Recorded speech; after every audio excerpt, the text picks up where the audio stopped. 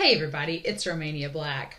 We are on episode, technically we're on chapter 48 of Modao Zushi, and it's going to be episode 6 of season 2 of the audio drama. And I planned all this out ahead of time. I've got a piece of paper here where I mapped out each week for the next 25 weeks. For 25 weeks total, I've got 25 weeks of The Untamed, because I'm watching 2 episodes per reaction for it, and I was like, I'll split the novel up into 25 parts. The parts of the novel I had remaining, because I did read some of the novel over the summer before season 3 of the Donghua came out, and so this reaction may be a little bit shorter than usual, but it's okay, because I just got done watching episodes 15 and 16 of The Untamed. My mind's a little melted. I was like, oh my god! If you don't know what episode 15 and 16 of The Untamed are, it's touching on Lotus Pier. That's all I'm going to say. And done with it. So y'all will see that later today. I'm posting this reaction at 8 o'clock this morning, and you guys will see those episodes of The Untamed around noon Central Standard Time. So in a couple hours, you'll get to see my pain then. But, so it just so happened that the only chapter I'm looking at is chapter 48 for this one. So it should be a little bit shorter of a reaction. Maybe not. Maybe the discussion will be shorter, because I'm going to be reacting to episode 6 of season 2 of the audio drama, and then I am going to look at one of the extras called Washing Clothes. For some reason, in the guide that shows, I looked up a guide that showed me which extras to watch with which chapters, and this extra was listed with chapter 48. So I'm like, okay. So I'm going to be looking at that extra, and then episode 6 of season 2 of the audio drama, and then looking at Manhua chapters 131 through whatever this covers, and then reading chapter 48 in the novel. So after the audio drama reactions, I'll come back and we'll talk about the whole thing as a whole. But yeah, after suffering through episodes 15 and 16 of The Untamed, I was like, oh, time for the audio drama. I usually do it in reverse, but today I was like, oh, I think I'm going to watch The Untamed first. That was a choice. That was a decision. So yeah, I'm pretty excited to get into this and to see what all happens.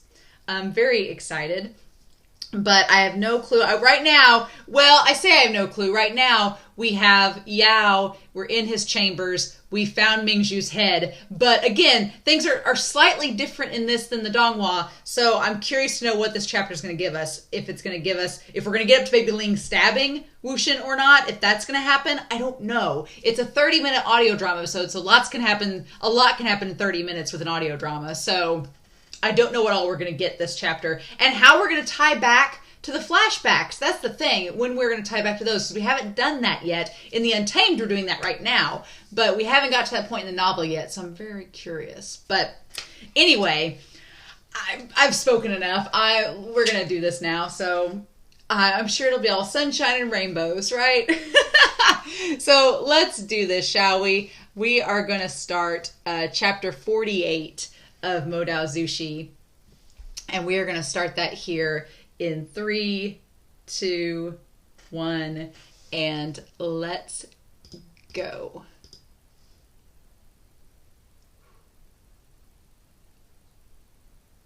And it's Paperman WuXian, so he's back. Paperman WuXian's back. He's by the head. But we didn't get really confirmation of that in the last episode. We did in the novel and the manhwa, though.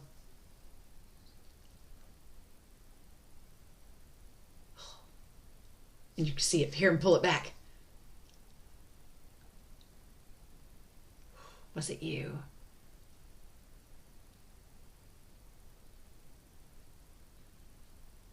Ooh.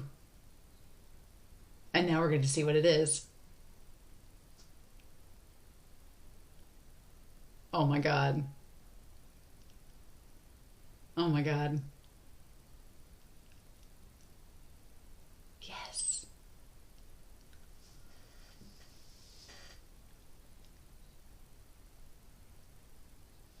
I like that it's a cabinet to open up in here.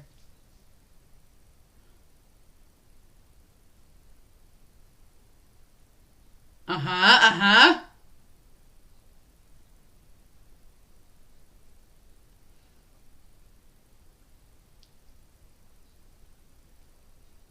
Oh. Oh, I love it. Oh. Oh, are we going to flash back? Oh, we might be flashing back. I had forgot about that. We did it because in the Donghua he gets consumed by the resentful energy and he flashes back, kind of like embodiment. Oh. Yes. Yes. Which the Untamed has kind of touched upon this a little bit. I like that in this, Wanji doesn't get this perspective. It's just WuXian. Oh. The banner.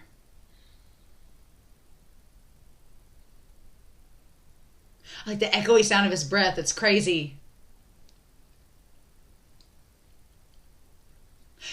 I was forcefully pulled into empathy. Yep. Mm-hmm. Oh.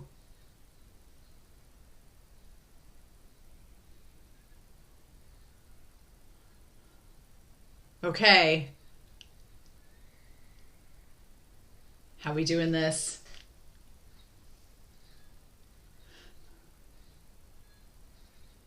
It sounds like the echoey sounds. It sounds so weird.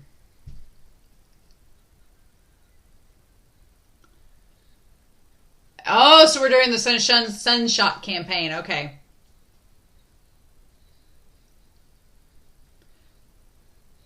So this is when they're fighting the winds, right?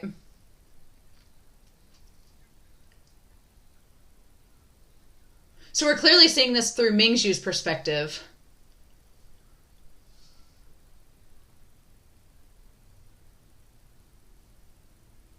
Oh.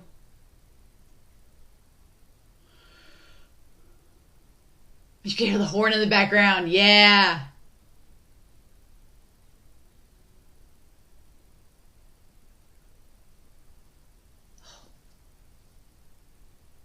Oh, it's like all the sound. Cut off their heads and hanging from the city gates. Oh my god.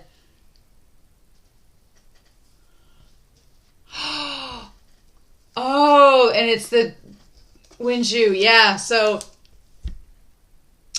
that's where we get the mention of it.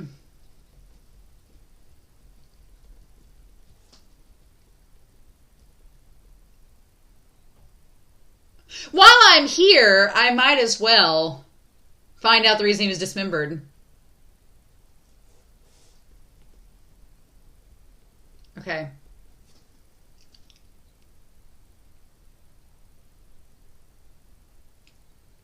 Yeah, Ming. Meng is his mother's name.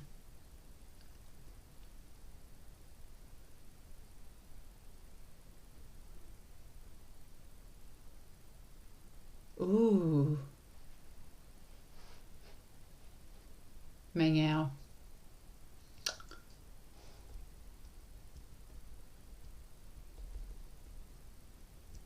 Oh. Pacified and comforted the commoners.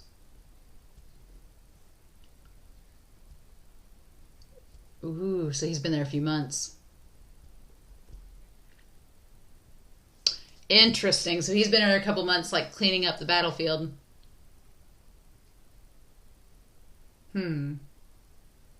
Okay.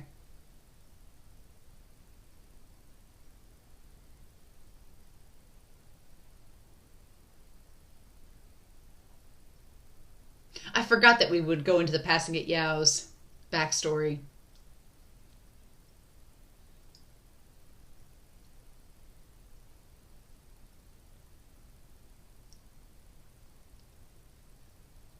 Ah.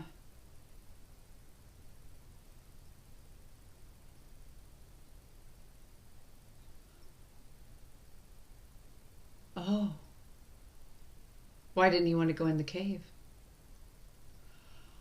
Oh. Because they were gossiping about him.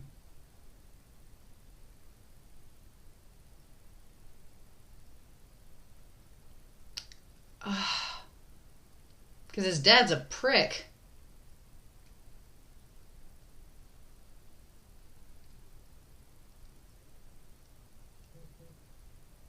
Got kicked down the stairs at the gate. Yep, that's why we put in the escalator.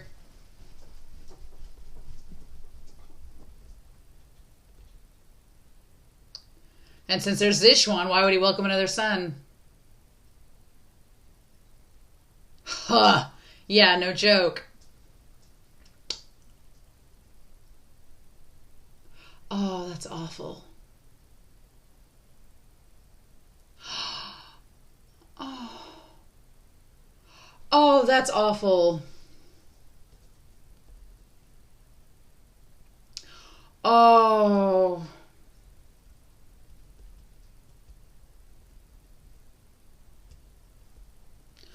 And then they asked him to bring him more water. Oh my God.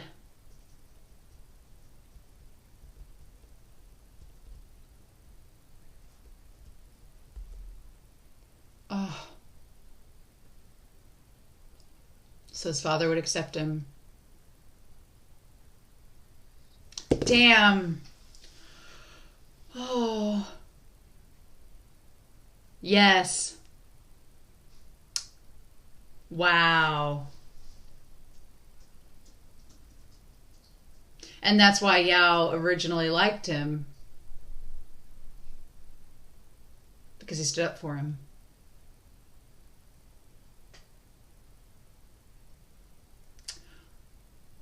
Don't concern yourself with the rumor and slanders of those slackers.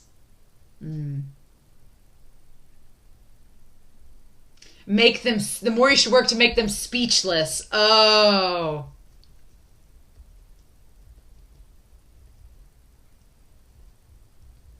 Ooh. Wow. I love that. He's like, whatever. And that's where he... Interesting. So in the Donghua, they really pushed that Zhiyao agenda by making XiChen kind of convince him too. Right?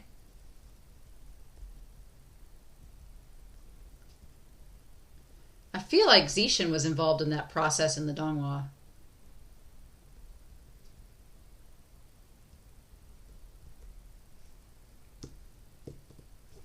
And this ties into the Untamed, where the captain didn't like Yao being his deputy.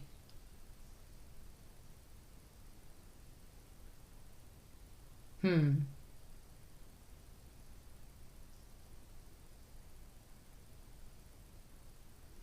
Oh.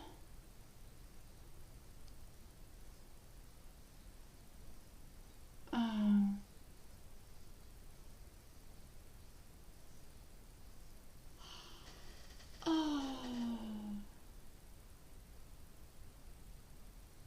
Oh.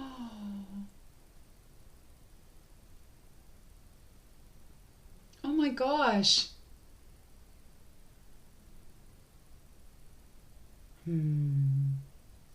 Oh, yeah. Honey.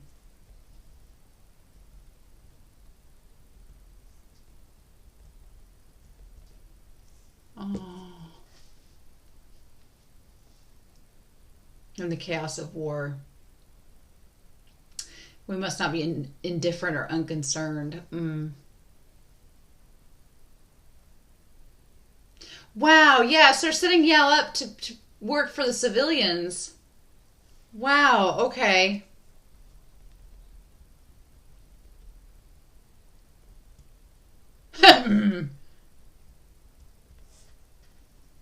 Like Mingjue's just, It's kind of like Wanji, but rougher.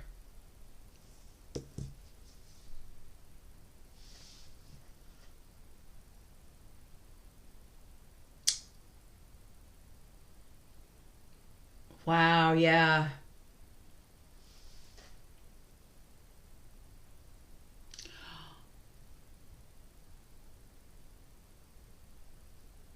Uh-huh.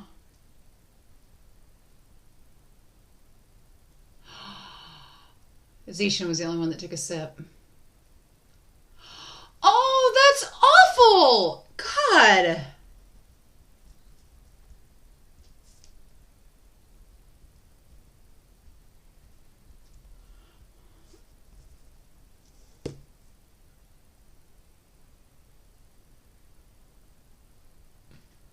He's there too? What? Well acquainted, huh? We won't have any tomfoolery here.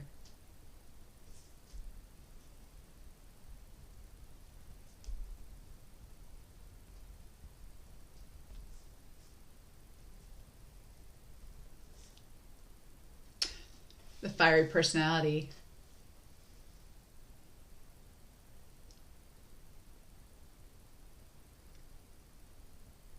Huh. So he has a shortage of manpower, the Jin, Daddy Jin.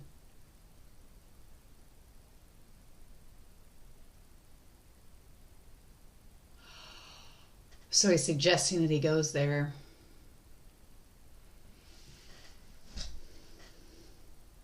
Oh, wow.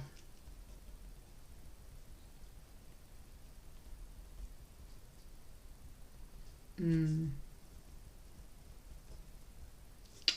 Oh, XiChen, if only you knew.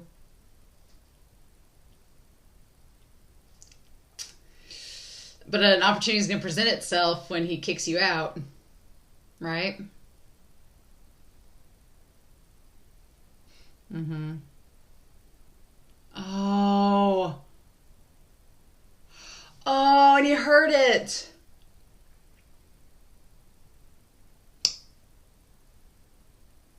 But because he's so blunt, he's like, I ain't doing this back talk. Oh, wow.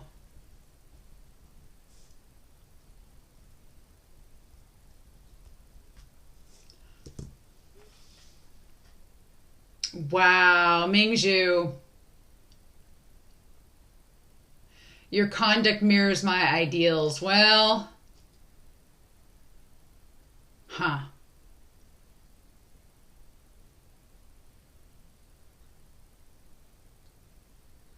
Mm-hmm. Yeah, he was so straightforward with it. Hmm.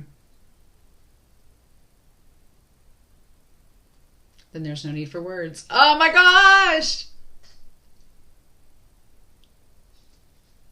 Oh.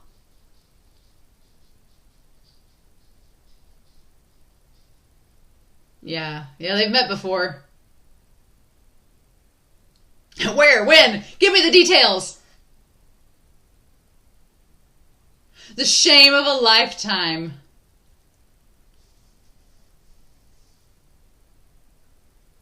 What's it to be embarrassed about in front of me?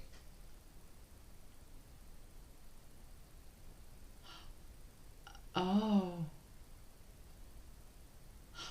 Oh my gosh, Mingjue! Wanting the tea so badly. He wants the gossip.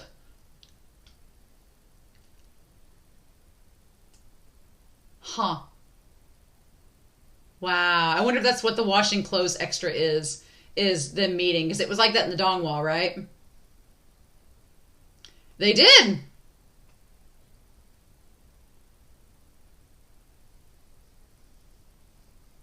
How come Lon is so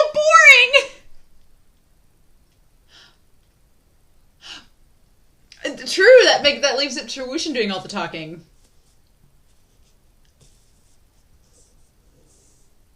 What was this called again? Oh my gosh.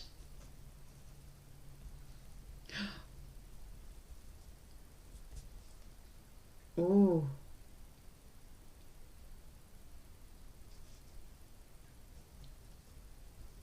And they're not living up to Yao's standards.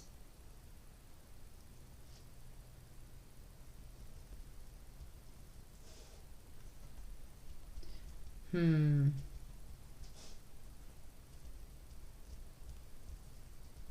Incomparable to Yao. Hmm.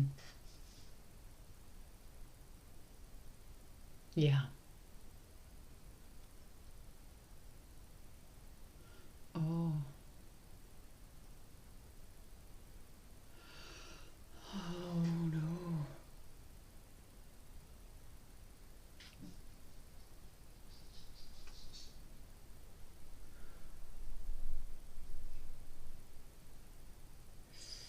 Mm. Unconventional lifestyle. Yep. Oh.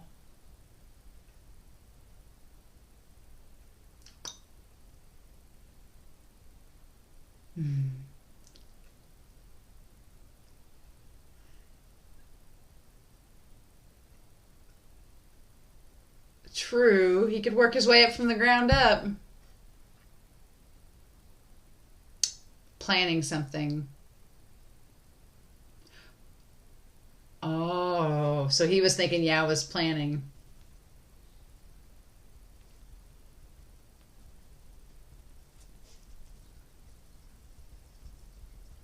Oh.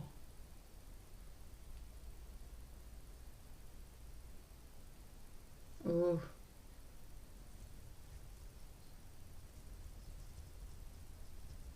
Interesting. Daddy Jin.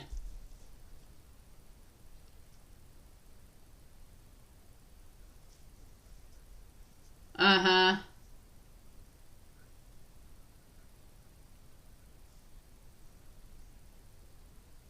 Achai.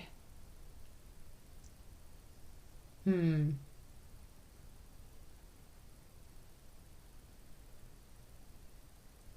Oh, and XiChen's on his way too. What a quinkydink. Oh no.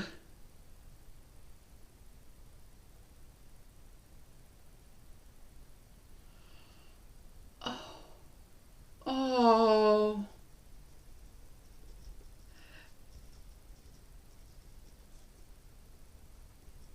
Oh man.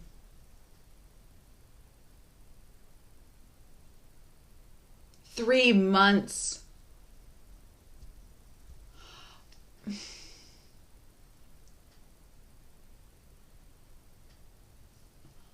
Oh, you're such a liar.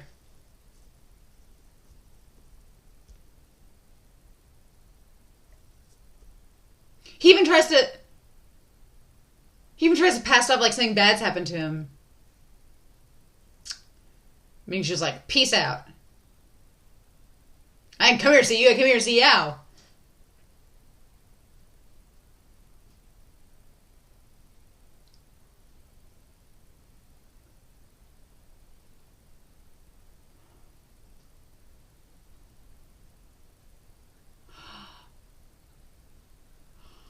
Oh.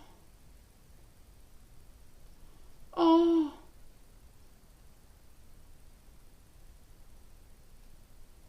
Damn.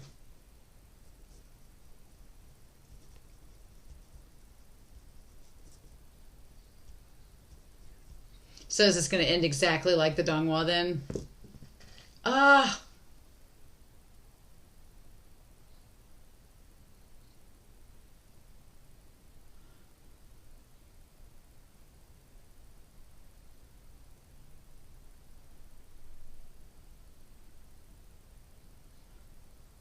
Oh.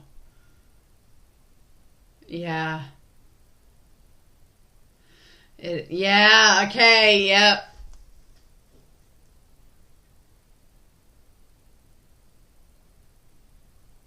And this is just like in the Untamed, I had no choice.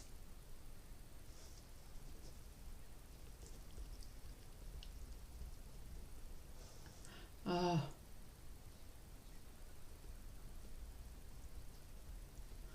Mm-hmm.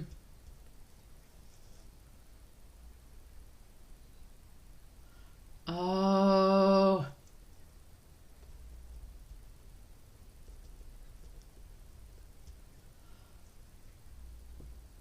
Oh.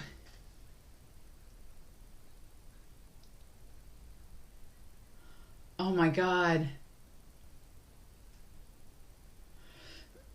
Mm-hmm.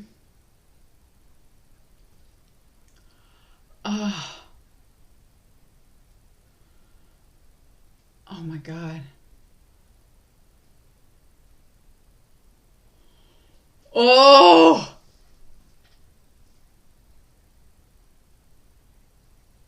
Ah!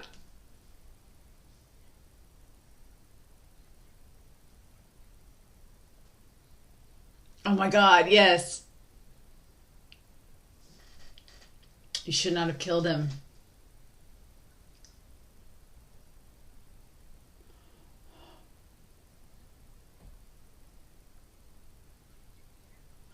Oh.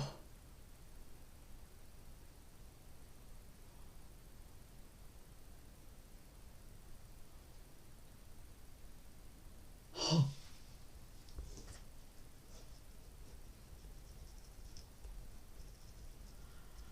Oh.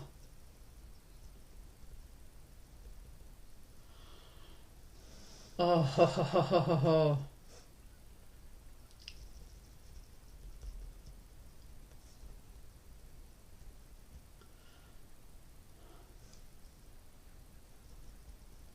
Ooh.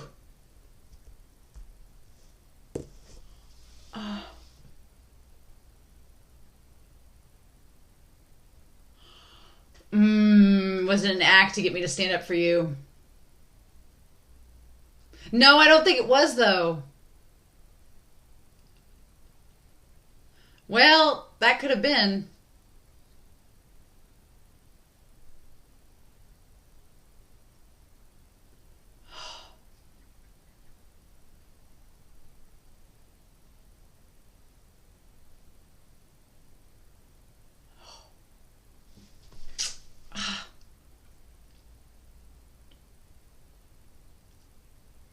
Let them deal with you.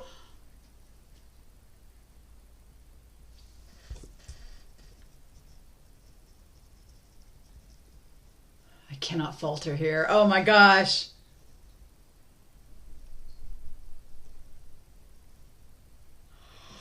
Oh.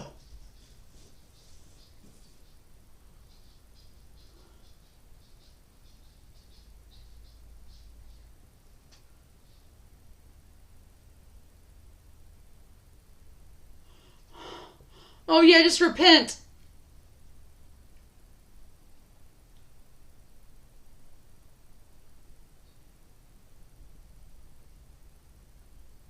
Oh, that whispering.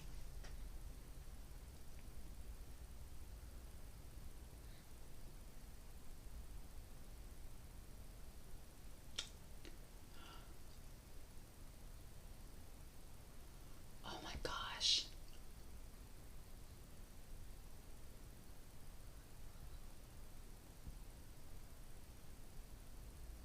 He stabs him in the donghua.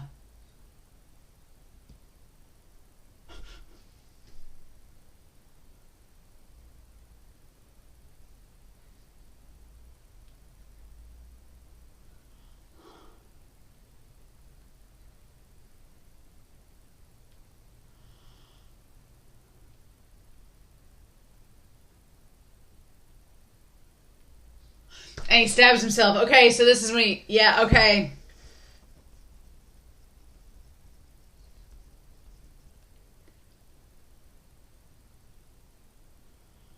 Oh my god.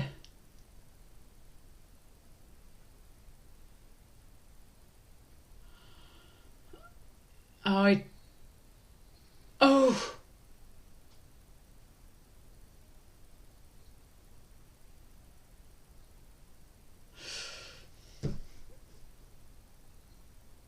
And he stabbed him instead.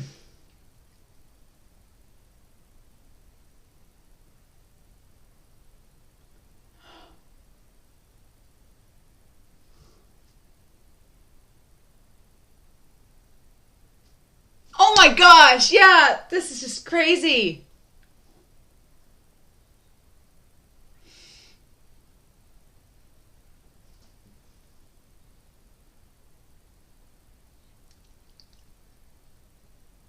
Oh my gosh. Ah, damn. And that's where it's going to end.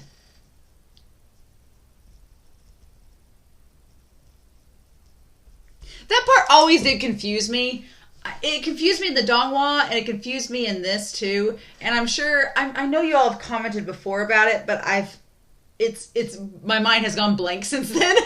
But okay, so at the very end there, when Yao stabs himself, he stabs himself, and then Mingjue comes over there and gives him some spirit energy. I'm going to read the novel and see if the chapter clears it up for me, because in the donghua, it's kind of confusing. I'm like, I'm like, did he stab Mingjue? And if he did, then how come they end up being the triad later? Because I'd be like, if a guy stabbed me, I'd be like, I'm not going to be brothers with you. No.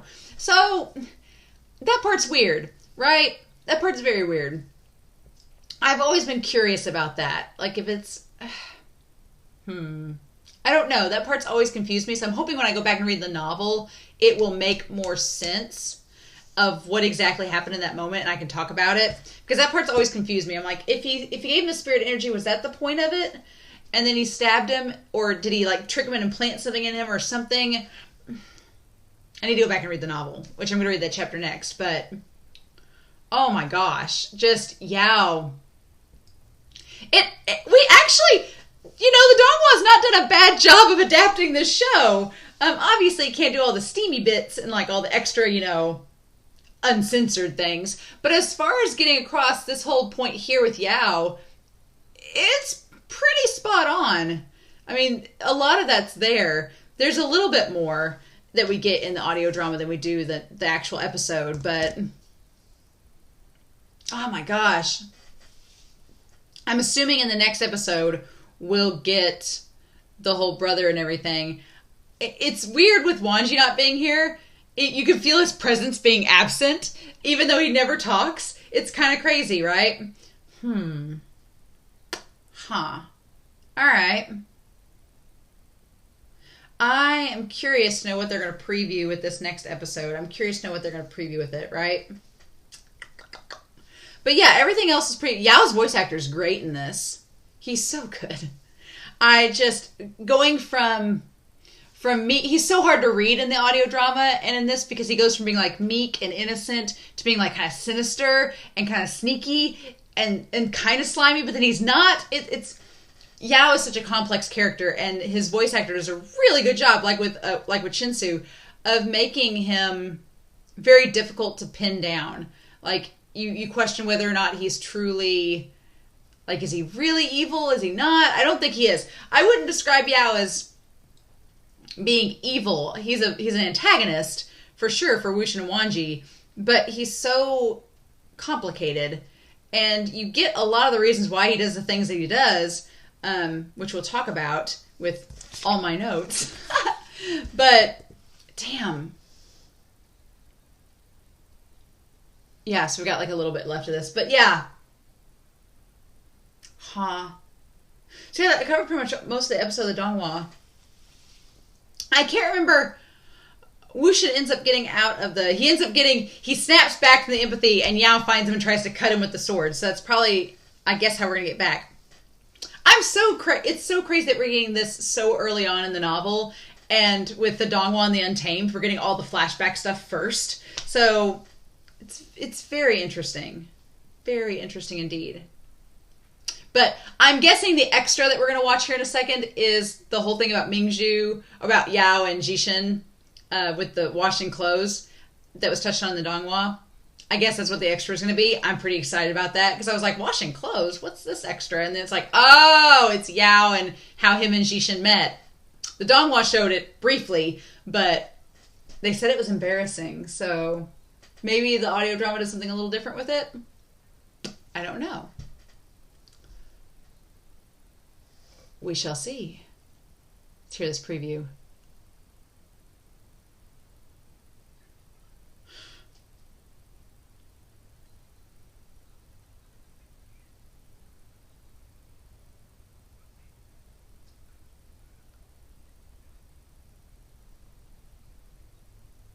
Oh my God. And we're going to get him dying probably in the next episode. Awesome. Okay. All right. Cool. Okay. So I want to go over and bring up the extra. It's so cute. It's like a little, it is XiChen and Yao when they're washing clothes. Oh, okay. All right. This is pretty short, but we're going to start that here in 3, 2, 1, and let's go.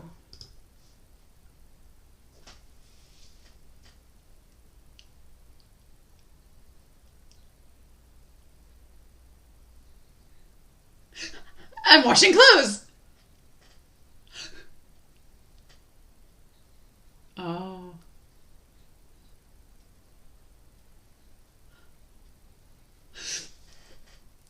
Oh no. Please stop. Oh. Oh.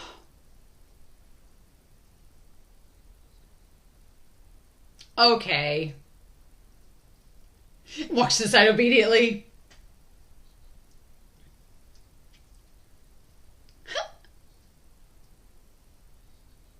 He's so different than Wanji. I actually love it.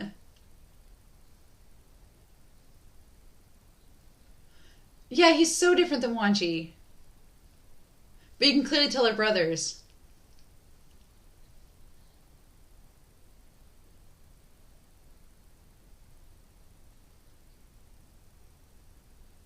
Why would that be a problem?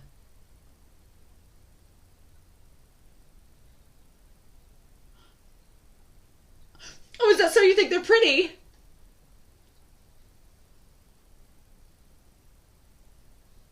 I guess they are.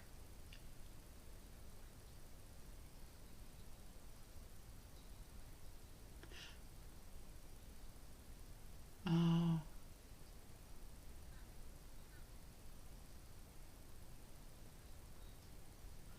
Mm.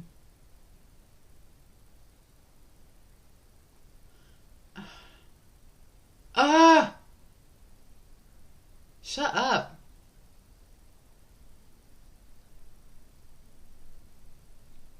Hmm. Ah, that's so mean.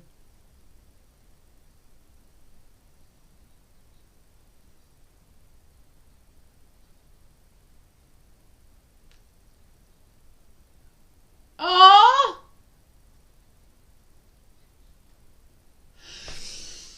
Oh my gosh.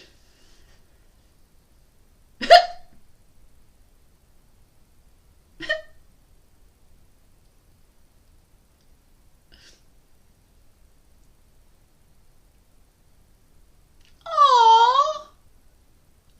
Oh! That was so cute.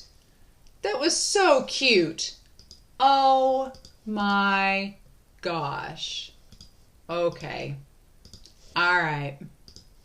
Welp. There you go. So, oh my gosh, that was fantastic. Got stuff to talk about. That extra, I want to talk about the extra for sure. With the washing clothes between XiChen and Yao. But I'm going to go check out the novel chapter and the manhwa, and then I'll be back and we'll talk more about the chapter here in just a second. Oh. Oh my gosh. Okay. Well, so that wasn't actually as long of the manhwa was really short. The manhwa was only like chapters 131 to 136. It was really short. They packed a lot into the manhwa chapters. Clearly, the manhwa does not want to focus on Yao and Mingjue for long. They were like, let's just get the exposition out here and move on to the WuXian. So yeah, there was not, compared to the other chapters we've done, where in each thing it's been like 10 chapters, this was like 5. But so lots of things, man. Lots of things. I took notes. I took notes. So yeah, we do get mention of Wenju being killed by Mingjue. Y'all were right. It's literally just a mention. The novel's just like, here's the thing that happened. It was Ruan's son. The Untamed actually has him in it, but the novel really just mentions it once. It was like, okay, cool beans. But the Yao story of him starting out as somebody that was cleaning up the battlefield for the Ni sect, like starting out. It's so funny and fascinating that this character, Yao, who becomes like our main antagonist, who's one of the more complex characters in the show, he starts out in the same area as Hui Sang, and those two end up becoming the like the two that are against each other. It's very interesting. But the idea that he pacified and comforted the commoners. Yao's so complicated because he is an antagonist and he makes a lot of bad decisions.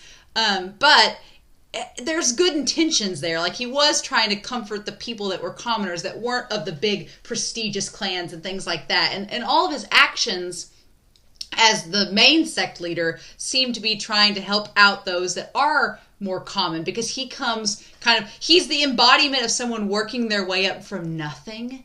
And I respect that, and I like that about his character.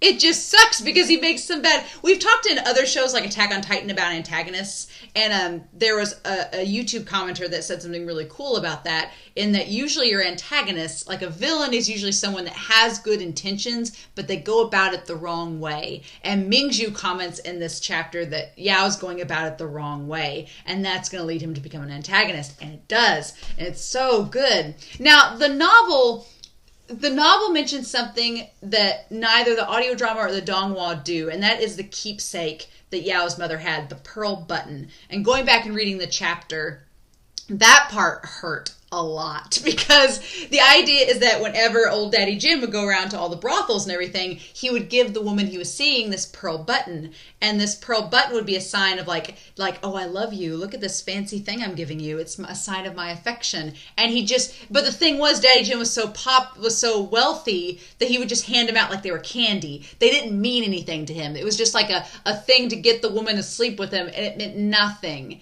And it's like, damn it. And so what ends up happening is that the mom, Yao's mother, before she dies, she gives him the pearl button, and she's like, oh, if you show Daddy Jin this, if you show Guangzhen this, you will be accepted as his son. He'll know, right? He'll know that you're his son, because, and it's like, So he shows up, and he picked the worst day to show up. He shows up on his birthday and Zixuan's birthday. He shows up on their birthdays, and of course he doesn't know it's Zixuan's birthday, but Madame Jin is there. She sees him. She gets really offended. She's like, oh, it's our kid's birthday, and one of your, mistress's kids showing up. And so Daddy Jin, to save face, he just takes the button from the servant. The servant takes the button from Yao and goes to tell Daddy Jin, like, oh, hey, this kid's here that's apparently your son. What you gonna do? But Madame Jin's like, get rid of him. And she's starting to get mad, and he takes the button and he just crushes it. He's like, I don't know who you're talking about. And they kick him down the stairs. And they kick him down the stairs of the big hall. And at the very end, it shows in the novel that Yao just gets up. He dusts himself off. He has a bloody forehead from falling. He wipes his forehead and he leaves.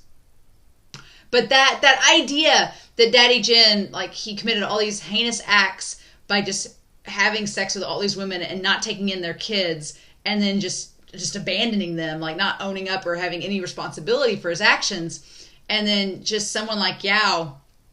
It's very similar to Yang, to what happens with Yang. Yang gets, run over by the wagon wheel. He gets completely, abandoned. He gets told one thing and then it completely goes in his face. The comparison between Yang and Yao are really interesting in this chapter. It's very interesting. But yeah, and then the people in the cave, like in the novel and in the audio drama, saying that it's likely that they're saying that his mother was mounted by thousands, which is so cruel.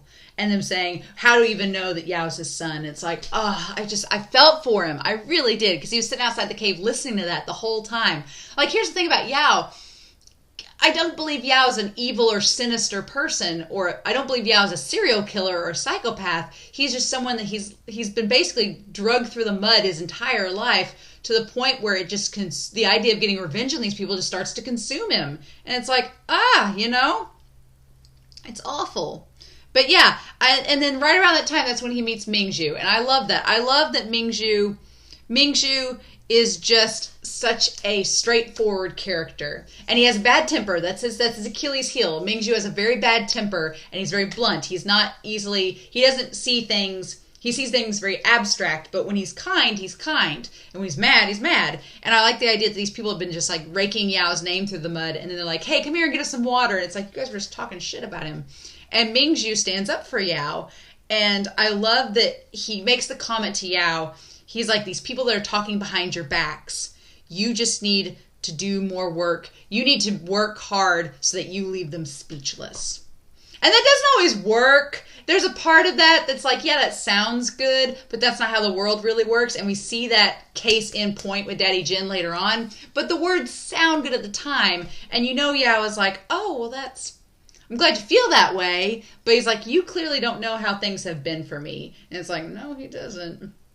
But yeah, So he makes Yao his deputy. And as like an act of good faith, he makes Yao his deputy. But clearly the people that look at Yao poorly, they don't, see eye to eye, and they think it's a bad decision. But then you can't say that Yao is an evil person or a villain, because then they have the baby scene in the audio drama. They have the baby scene where he goes up to the baby and he holds the baby and he comforts it and he stops it from crying. And in that moment, you're like, yeah, Yao's not a bad person. He's really not. He's trying to do his best. It's just all the circumstances surrounding him. He just got the short end of the stick every single time, to the point where he just couldn't take it anymore, right? And where he decided to start planning to work his way up to the top to get his father's approval that is never going to come. And it's kind of tragic, right? So yeah, and I like that the audio drama, because you can't do it in the novel. The audio drama has the baby scene to kind of set up that Yao is actually he's not an evil person. He's good. He's not like Yang, where Yang's like killing people left and right because he's a serial killer. He is a good person. It's complicated. He's just had people treat him awful this whole time, to the point where he's just decided, like, fine, I'm going to work my way up to the top, and if I have to get you out of the way to do it, so be it. And it's like, But yeah, so we have the setup that he's going to work for the civilians, and that he's going to make the towers and everything. That his actions towards helping the civilians kind of sets that up. And we also set up that the people don't like him. So even when he becomes a sect leader, they don't care for him. The civilians don't. So that's good to know. But yeah, I like that the Mingjue's like, Like his little thing is very much like Wanji. And WuXian doesn't directly make note of it, but I kind of noted throughout the audio drama that Mingjue being like, That's very Wanji-like. He's just a man of few words. And I like that they have the tea scene to show that the people don't approve of Yao. Yao pours the tea for all the guests, and none of the guests drink the tea except for XiChen. I like that. I like that XiChen is like the one that acknowledges him. And of course, WuXian notes that they say Yao is well acquainted with XiChen because they knew each other. And they have a little extra, I'm assuming it's an extra chapter in the novel, they have a little extra where it shows them like getting to know each other by washing the clothes, which was adorable, that Yao's just like, oh, you're a clan leader, you're higher up in nobility, of course you don't know how to wash your own clothes. It was very cute. But I like the acknowledgement of how different Wanji and XiChen are. That's the one thing about this chapter that I really appreciated, is that WuXian realizes just, even though Wanji and XiChen look similar, they act very different. Like XiChen can carry on a conversation. He's very sociable. He's a social butterfly floating around everywhere. And Wanji's very introverted and low key. And WuXian's like, man, Wanji's boring compared to XiChen. But then WuXian kind of backs up and goes, well, but Wanji lets me talk all the time and I kind of like it. It's like, of course he does. He lets you talk all the time. Of course he does. But yeah, so XiChen is actually the one that suggests he get the letter of recommendation. XiChen's the one that suggests it, which is interesting. And Mingjue, you think that it's going to be this thing where they're like, oh, will they, won't they? But Mingjue's having none of that. Mingjue's like, I don't do this whole talking behind my back, planning sneaky stuff. He's like, no, I heard what y'all were saying. Let's do this. And you have to appreciate that about Mingjue, that he is so go get him. And he's like, no, I'm going to write the letter of recommendation and you're going to take it and you're going to meet your dad and he's going to accept you into the Jin clan and that's that. And that's where the whole line about how the more you should work to make them speechless, that's where that line sounds really good. But in Yao's case, he's like, it's not that simple. He's like, yeah, this is great that you're writing me this letter of recommendation. But as we find out, Daddy Jin's like, he's not just going to go along with it because it's a great idea. Daddy Jin is slimy and a snake, and he avoids it at all costs. And Mingjue just doesn't realize that's what's going to happen. So, yeah, the idea of Yao planning something and that Madame Jin had a hand in all of it, which you kind of get, because I get from Madame Jin the little that we know about her, I get that she's very much like Madame Yu. And that makes sense because Madame Yu and Madame Jin are buddies and they hook Yanli and Zixuan up. So it makes sense that Madame Yu and Madame Jin are similar characters because they're besties. It all makes sense, right? That makes sense. So I definitely got that vibe when they were like, Madame Jin is not about having these bastards coming to live with her, because that's kind of how Madame Yu feels about WuXian. Again, the similarities between WuXian and Yao kind of present themselves in this chapter, especially like their upbringing. The difference is the father figure. The difference is the father figure. Feng Mian took WuXian in regardless. Even though WuXian's not Feng Mian's son, Feng Mian adopted him and took him in and raised him as if he was his own. Whereas with Daddy Jin, Yao is Daddy Jin's kid, but he won't accept him. Guangjun was like, no, and he just kind of ignores him. And so that difference of how the father figure treats them is very interesting. It kind of makes all the difference, right? And I think I talked about that in the Donghua, but it makes all the difference. So yeah, God, the idea, Guangjun, Daddy Jin, I hate him in this series. He's probably my least favorite character in this whole series because he's just so unapologetically despicable. That's a great word for him. He's just despicable. So when he lies and say he never got the letter of recommendation, and Mingju's like, what? It's so obviously a lie, and it sucks. And because it's been like 3 months, and then you go out and you find out that Yao has been working in like for the troops and stuff as like just a lowly servant, basically. And it's like, yeah, it didn't make any difference. It sucks. It sucks a lot. And then, yeah, Yao being put to work. And then we get the idea that Yao has been practicing wind swordsmanship. He's been stealing the wind sword. He killed the Jin member with it. And I do like in the Donghua that they make it a little bit more clear, Mingjue being like, you were just trying to cover it up. You're trying to cover it up by practicing wind swordsmanship and making it look like a win. Hey, because if somebody performed an inquiry, like XiChen performed an inquiry on the body, the wind swordsmanship would make it seem like that a Wen had killed him. So that's interesting. But yeah, then, God, again, Mingju's so blunt that when he tells him, he's like, you've just been pursuing this trivial military achievement. Like, just stop. And Yao's like, trivial military achievement? This is all I have. He's like, you don't understand. Yao's like, I've been trying to work my way from the ground up to get to Daddy Jin. And he's like, if I lose this, he's like, I've lost everything. And Mingju's like, you should have thought about that before you did it. He's like, you chose the wrong path. You've been doing the wrong actions. Just go own up to it and accept your punishment. Like, Mingjue is so blunt, and he thinks that, he's like, Yao, just accept your punishment and it'll be all right. And Yao's like, I can't do that. My father will never accept me then. He's like, then you shouldn't have done this. And it's like, it's so, yeah, God, the tension there, all of it. And then the idea of Mingjue just being like, just surrender and accept your punishment. And then that's when Yao stabs himself. So I looked back in the novel and the manhwa, and it seems like that Mingjue just gets trapped by Yao. Like, Yao stabs himself in the stomach, but he missed all the vital organs. And when Mingjue gives him the spirit energy, he kind of just uses it to freeze Mingjue in place so he can run away. So he just uses it to trap Mingjue so he can escape. That seems like that's pretty much it. Like, he didn't actually hurt Mingjue, he just trapped him there. That seems to be like what it was.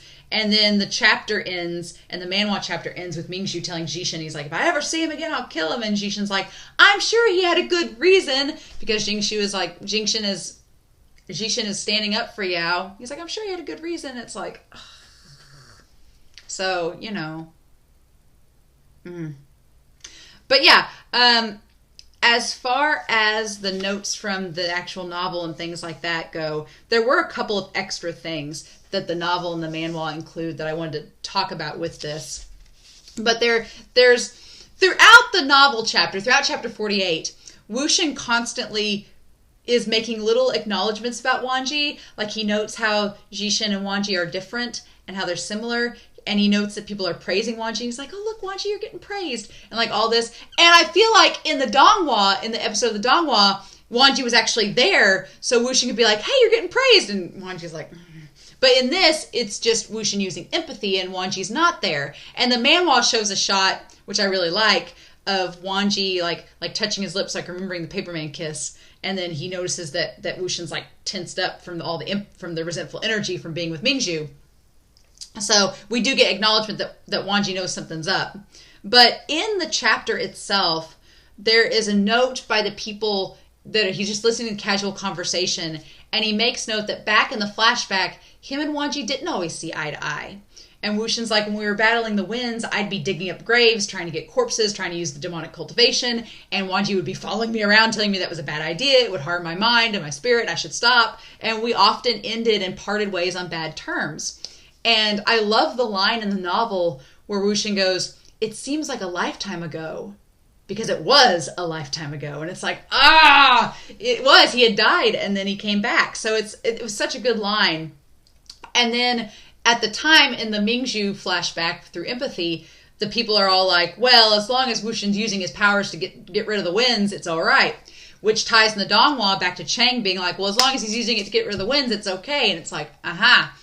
And so WuXian makes note in the novel. He's like, oh, well, everybody's fine with it now, but later they weren't fine with it when they came and sieged my home. And it's like, fair enough. Fair enough. So yeah, that's pretty much it for this chapter. It was a little bit shorter than I expected. And so the manhwa was definitely shorter than I expected. But the novel, beat for beat, pretty much goes with the audio drama, just with those extra things that I mentioned.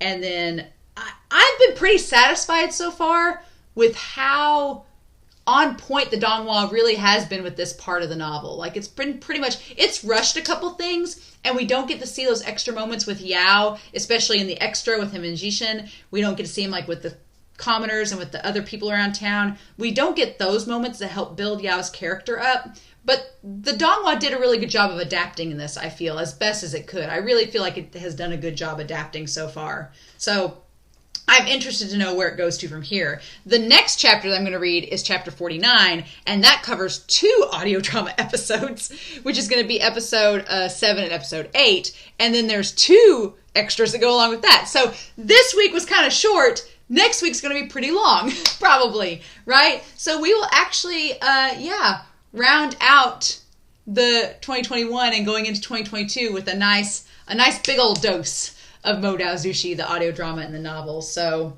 I apologize if this reaction was a little bit shorter than usual, but it just worked out that we were just looking at chapter 48 today.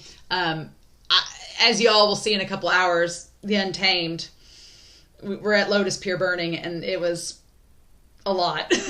So I'm excited for y'all to see that. But I'm curious to know your thoughts about Mingjue and your thoughts about Yao in this whole segment down below. I like Mingjue's character a lot. I like how straightforward he is. And he's a very, he's righteous, but not in, a lofty spiritual way. He's just his sense of justice. He's like, here's the way things are, and here's how it should be.